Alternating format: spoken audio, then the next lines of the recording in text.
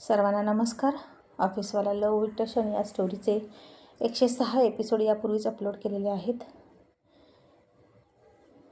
कृपया ते सगळे एपिसोड ऐकण्यासाठी आपल्या चॅनलला भेट द्यावी. नैनाने तिच्या डॅडीकडे हट्ट केला आणि संग्राम जितेंद्रची नोकरी घालवा असं म्हणाली आणि त्यांनी पुन्हा तुमच्या पायावर नाक रगडलं पाहिजे जॉबसाठी, असं काहीतरी करा असं म्हणाली आणि तिच्या डॅडीनं इंद्राला धमकी दिली. त्याला वाटलं इंद्राची कंपनी छोटी आहे, तो नवा बिझनेसमन आहे, मग काय त्याला धमकी देता येईल आणि सहज चुटकीसरशी स्वतःच्या मनासारखं करून घेता येईल. आणि आता इंद्रानं केला आर्याला फोन, आर्यानं केला अर्जुनला फोन आणि अर्जुननं केला अतुलला आणि म्हणाला तो 1 तासात इंद्राचे कॉन्ट्रॅक्ट हिसकावून घेणार का? मग अतुल, तुला मी फक्त 15 मिनटं देतोय. तू कपूर इंडस्ट्रीजचे सगळे कॉन्ट्रॅक्ट इंद्राच्या कंपनीला मिळवून दे, म्हणजे कपूर इंडस्ट्रीचे शेअर्स ढासळतील आणि याचं सगळं खापर फुटलं पाहिजे नयनाचे वडील मिस्टर दळवींच्या डोक्यावर. अतुल लागला कामाला. त्यानं सुद्धा त्याचे कॉन्टॅक्ट वापरले आणि सध्या कोणते कोणते प्रोजेक्ट सुरू आहेत कपूर इंडस्ट्रीजशी आणि कोण कोण बिझनेस पार्टनर आहेत त्याची लिस्ट काढली. त्या सगळ्यांना एक साथ मेसेज पाठवला आणि त्यामध्ये अर्जुनचं नाव टाकलं आणि त्यात लिहिलं होतं सरळ की आत्ताच्या आत्ता कपूर इंडस्ट्रीजसोबत तुमचे जे काही संबंध असतील ते तोडायचे, तिथे जी काही इन्व्हेस्टमेंट असेल ती परत घ्यायची आणि जे काही कॉन्ट्रॅक्ट असतील ते लगेच बंद करायचे. तुमचं एकाही रुपयाचं नुकसान होणार नाही याची गॅरंटी देसाई इंडस्ट्रीजची असेल आणि ही सगळी इन्व्हेस्टमेंट, सगळे कॉन्ट्रॅक्ट जाधव इंडस्ट्रीजला मिळाले पाहिजेत आणि भविष्यात इन फ्युचर कोणीसुद्धा कपूर कंपनीसोबत कॉन्ट्रॅक्ट करणार नाही, असं भलं मोठं लांबलचक मेल टाईप केला आणि त्यात सरळ धमकीच दिली होती की जर असं घडलं नाही पुढच्या 15 मिनिटात तर त्यांची स्पेशल मीटिंग अर्जुन सरांसोबत लावण्यात येईल, असं लिहून फुल स्टॉप दिला होता आणि खाली लिहिलं होतं ऑर्डर बाय अर्जुन देसाई. आणि आता हे मेल बघितले आणि जो तो PA असिस्टंट आपल्या बॉसकडे पळाला आणि म्हणाले बॉस हे बघा देसाई इंडस्ट्रीजकडून मेल आला आहे आणि अर्जुन सरांच्या नावाने आणि यात असं काय लिहिलंय हे तुम्हीच वाचा, असं म्हणून पटापट सगळ्यांनी ते वाचलं आणि स्वतःच्या PAला म्हणाले मग वेळ कसला लावताय, अर्जुन सरांची ऑर्डर आहे ना, मग चला पटकन कामाला लागा.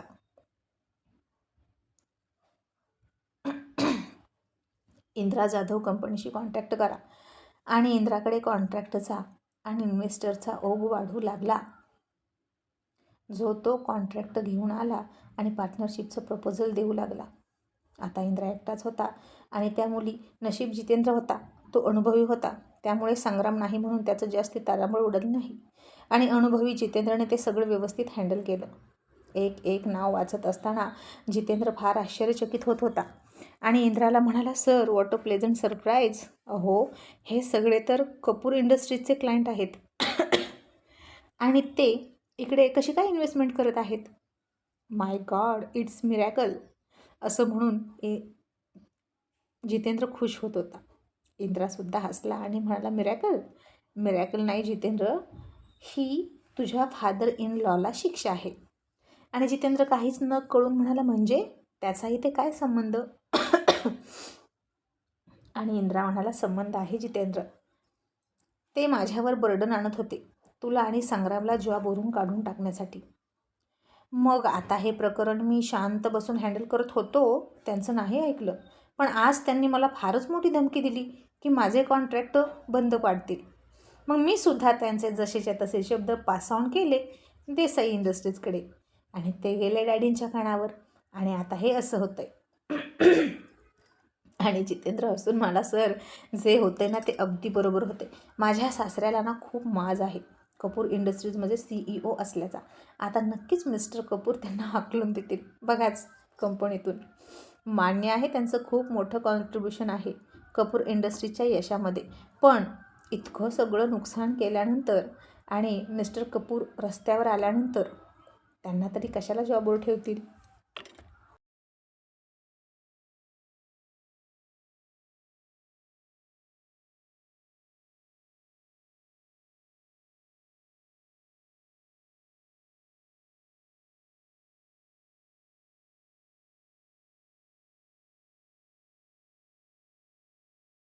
आणि इंद्रा म्हणाला, लेट्स सी, पण सध्या तरी एक करूया, या सगळ्यांना मेल करून कळव की आपण मीटिंग करतोय, तेही एक साथ सगळ्यांसोबत. आणि आता इकडे कपूर इंडस्ट्रीजमध्ये धडाधड इन्व्हेस्टमेंट काढून घेतोय आणि कॉन्ट्रॅक्ट तुमच्यासोबतचं कॉन्ट्रॅक्ट ब्रेक करतोय असे मेल आले. आणि यामध्ये कोणतंही कारण लिहिलेलं नव्हतं. आणि असं विदाऊट रिझन सगळे लोक आपल्याला का सोडून जातात हे मिस्टर कपूरला कळेना. मिस्टर दळवी, नयनाचे डॅडी, ते मात्र इंद्राचे कॉन्ट्रॅक्ट कॅन्सल होऊन मला कधी फोन येतोय की इंद्रा रस्त्यावर आलाय, इंद्रा कधी माझी माफी मागेल याची वाट बघत होते आणि सतत फोनकडे बघायचे. पण आता थोड्याच वेळात त्यांचा फोन वाजला. त्यानं घाईघाईत बघितला आणि तो फोन इंद्राचा नसून मिस्टर कपूरचा होता. आणि ते मिस्टर दळवीला ओरडून म्हणाले, मिस्टर दळवी, हे काय चाललंय आपल्या ऑफिसमध्ये? तुम्ही काही झोपा काढत आहे का? तुम्ही माझ्या केबिनमध्ये पटकन या. आता अख्ख्या ऑफिसमध्ये नुसती धावपळ सुरू होती आणि आग लागल्यासारखं अख्खं ऑफिस सतर्क झालं होतं.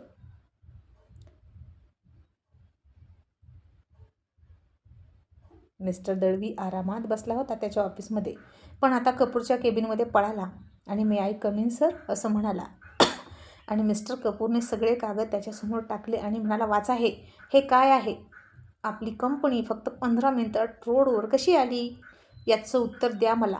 इथे मी फिनिश होतोय. ही चूक कोणी केली आणि कशी केली मला कळेल का? आणि मिस्टर दळवी आता चक्रावले. ते सगळं वाचलं आणि म्हणाले, सर, हे कसं शक्य आहे?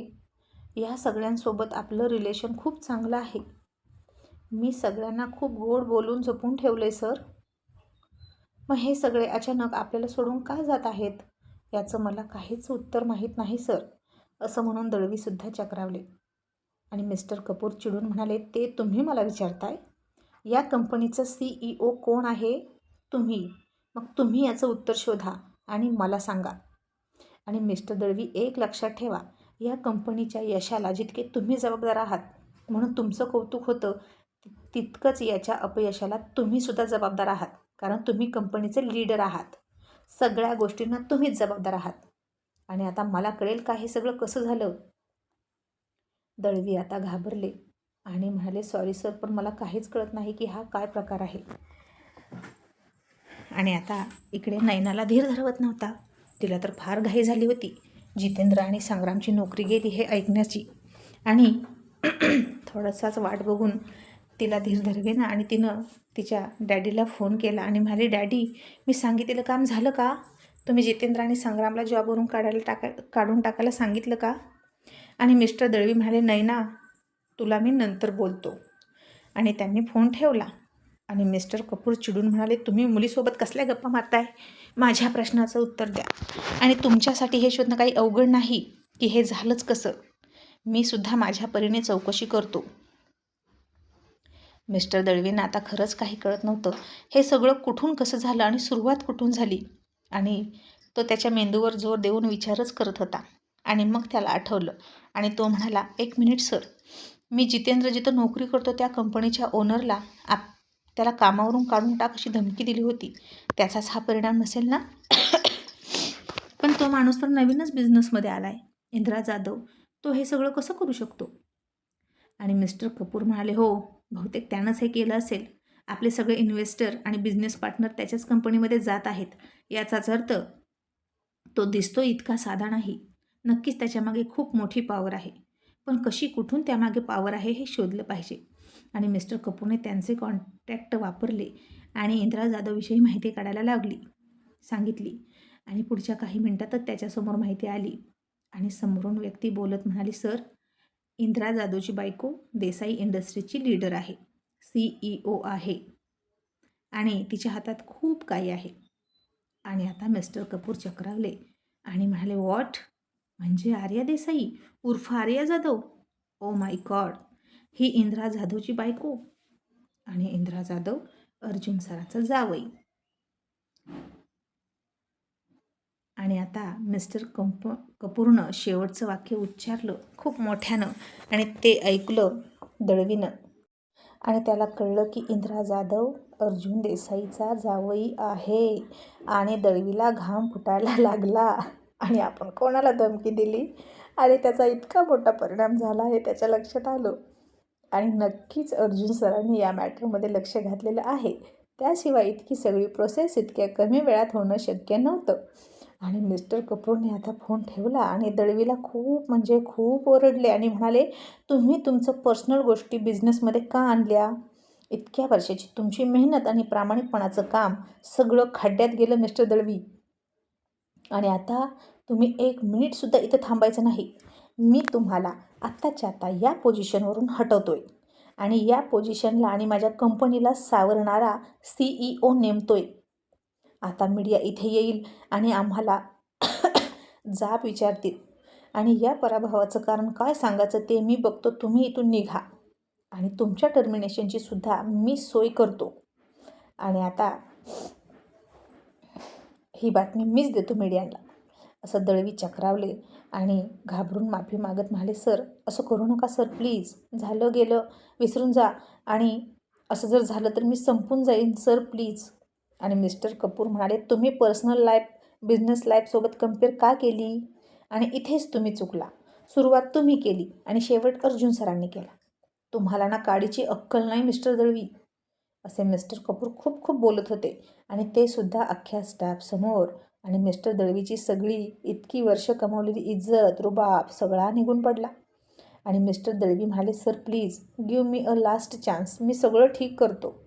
आणि मिस्टर कपूर म्हणाले, आता काय कराल तुम्ही? जे करायचं ते तुम्ही केलं. मला तुम्ही रस्त्यावर आणलं, त्यामुळे तुम्हीसुद्धा रस्त्यावर येणार. तुम्हालासुद्धा या वयात कुठेच जॉब मिळणार नाही, लक्षात ठेवा. आणि माझी कंपनी बुडवून निघालात मग तर कुठेच जॉब नाही मिळणार. आणि अशा फेल्युअर CEOला कोणीच जॉबवर ठेवणार नाही. आणि मिस्टर दळवी म्हणाले, सॉरी सर, पण मी इंदिरा जाधवची माफी मागतो. मी त्यांच्या मिसेसची, अर्जुन सरांची सुद्धा माफी मागतो. पण प्लीज मला इथेच राहू द्या. सर माझं अख्खं आयुष्य गेलं या कंपनीत. माझी एवढी चूक मला माफ करा.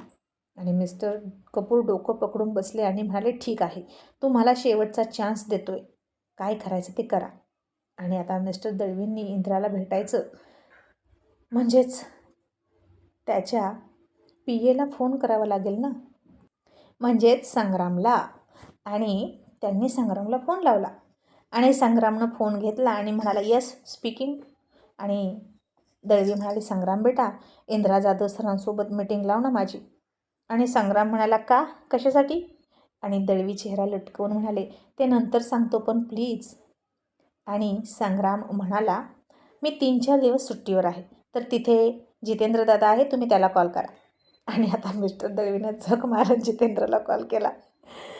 ज्याला तुझी नोकरीच घालवतो अशी धमकी देत होता त्याला कॉल केला आणि मान खाली घालून म्हणाला, जितेंद्र बेटा प्लीज इंदिरा सरांसोबत मीटिंग फिक्स कर ना, मला त्यांच्याशी बोलायचं आहे.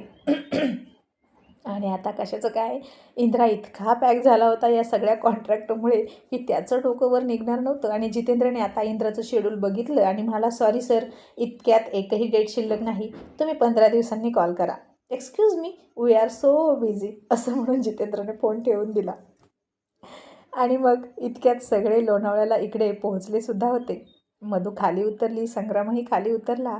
आणि संग्रामनं जितेंद्रला फोन लावला आणि मला, दादा वहिनीचे वडील कशासाठी फोन करत होते?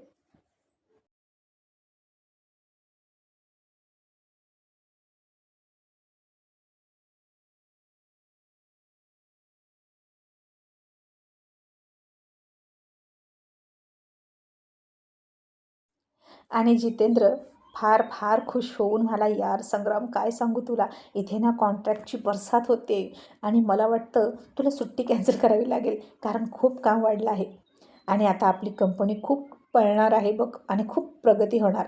आणि अशा प्रकारे जितेंद्रने मिस्टर दळवीचा सगळा किस्सा सांगितला आणि ते ऐकून संग्रामला काय करावं काय नाही असं झालं. इतका इतका खुश झाला, त्याला काय करावं कळेना. आणि त्यानं सरळ समोर उभं असलेल्या मधूला घट्ट घट्ट अगदी घट्ट मिठी मारली and I am so happy म्हणून हसत होता. आणि त्याचा तो आनंद बघून सगळे एक्साइट तर झाले होतेच आणि नक्की मॅटर काय आहे हे ऐकण्यासाठी उत्सुक होते. पण बिचारी मधू मात्र त्याच्या भक्कम मिठीमध्ये दाबून गेली होती आणि लाजून चूर झाली होती. आणि आता इंद्राकडे ऑर्डर जास्त झाले असतील म्हणून अतुलनं त्याला फोन केला आणि म्हणाला, इंद्रा बेटा, आता एक काम कर, उद्याच्या उद्या ॲडव्हर्टाईज दे आणि नवीन वर्करची भरती काढ. सगळे कॉन्ट्रॅक्ट आले ना तुझ्याकडे मिस्टर कपूरचे, तसेच सगळे वर्करसुद्धा तुझ्याकडे येतील, कारण त्या कंपनीत त्यांना काहीच काम नाही. आणि इंद्रा हसून मला, yes uncle and thank you so much, तुम्ही तर कमालच केलीत. आणि अतुल हसून म्हणाला, no no son in law, ये कमाल मेरा नहीं, ये कमाल उस नाम का है जो बेमिसाल है, द अर्जुन. सिर्फ नाम ही काफी है. जसं गॉडचं नाव घेतलं की बुडणारं जहाज वाचतं, तसं बिझनेसमधल्या गॉडचं नाव घेतलं म्हणजेच अर्जुनचं नाव घेतलं की ते बिझनेसमध्ये बुडणारं जहाज वाचतात आणि भली भली मोठी जहाजं बुडतात. आता कपूर नावाचं जहाज बुडणार म्हणजे बुडणार, कारण अर्जुनशी पंगा म्हणजेच विनाशकाली विपरीत बुद्धी. आणि इथे तर अर्जुनची प्रिन्सेस, अर्जुनचा जावई आणि माझा होणारा जावई या सगळ्यांशी पंगा घेतलाय या दळवीनं, आणि त्याचा विनाश निश्चित आहे असं म्हणून अतुलनं फोन ठेवला. आणि बघता बघता कपूर इंडस्ट्रीचे शेअर्स ढासळले आणि सगळ्या मीडियामध्ये हाहाकार उडाला. आता संध्याकाळ झाली, ऑफिस उशिरा सुटलं. जितेंद्रची हालत पूर्ण खराब झाली होती काम करून करून, आणि तो घरी येताना केस विस्कटलेला, टाय नीट न लावलेला अशा अवस्थेत आला होता. आणि नयनाने त्याला बघितलं आणि हसूनच म्हणाली, जितेंद्र, काय झालं रे, गेली ना तुझी नोकरी? ती तर मूर्ख या सगळ्या गोष्टीपासून बेखबरच होती, आणि असं म्हणून तुझी भिकाऱ्यासारखी अवस्था झाली का रे तुझी? आणि असं त्याला टोमणा मारत होती. आणि हे ऐकलं आणि जितेंद्रने तिच्याकडे थकल्यासारखं बघितलं आणि गुपचूप बेडरूममध्ये निघून गेला. आणि नैना फार फार खुश झाली त्याची तशी अवस्था बघून, आणि तिच्या डॅडीला थँक्यू म्हणण्यासाठी तिनं फोन केला. पण आता फोन फक्त वाजत होता, मिस्टर दळवी फोन घेत नव्हते. आणि बिंडोक नैना फार खुश होऊन जितेंद्रला टोमणे मारायला गेली आणि म्हणाली, जितेंद्र, आता माझ्या डॅडीच्या पायावर नाक घासायचं आणि पुन्हा नोकरी मागायची. शेवटी त्यांनी तुला रस्त्यावर आणलंच. आणि हे ऐकून जितेंद्र उपरोधिकपणे खूप खूप हसायला लागला. आणि नयनाला वाटलं नोकरी गेली म्हणून त्याला वेडाचा झटका आला की काय. आणि आता कोण कोणाच्या पायावर नाक घासणार हे उद्या कळेलच. Thank you so much.